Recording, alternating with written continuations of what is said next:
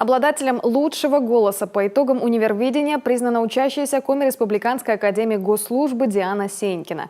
Всего в некогда межфакультетском студенческом событии за 7 лет переросшем в национальный музыкальный конкурс непрофессионального вокального мастерства приняли участие 27 вузов.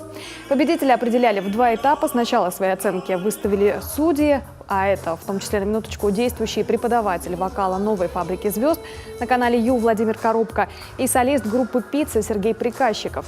Во втором туре, по аналогии с более известным Евровидением, за участников голосовали уже сформированные от вузов комиссии. До финала таким образом дошли 13 конкурсантов, в том числе Сыктывкарка.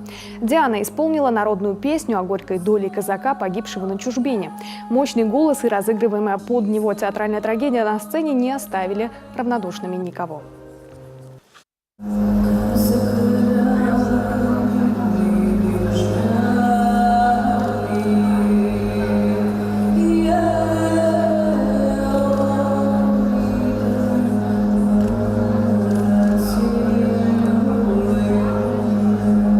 Честно говоря, неожидаемо для меня было.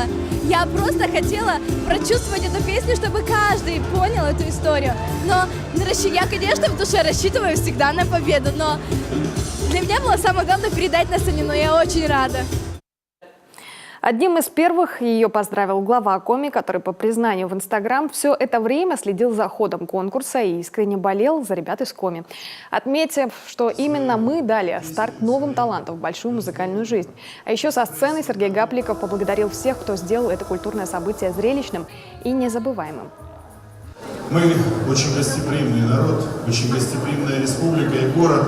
Сегодня даже, видите, снег выпал в неограниченном количестве, как всегда, неожиданно, чтобы создать настроение.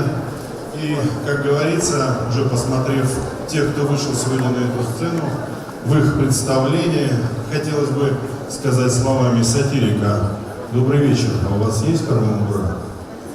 Потому что я уверен, что сегодня будет действительно такое действие, которое не оставит равнодушным никого и, конечно, снесет башню, как говорит молодежь, своим действием, своим безусловным экспрессией того, что будет происходить сегодня на этой сцене. Огорчила некоторых участников информация о том, что универвидение, родоначальником которого стала наша республика, отныне не будет иметь принимающего хозяина.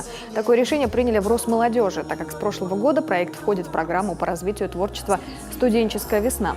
С чем в кулуарах праздника не согласился глава Коми, поручив региональному министерству образования изыскать ресурсы для продолжения универвидения именно в Сыктывкаре.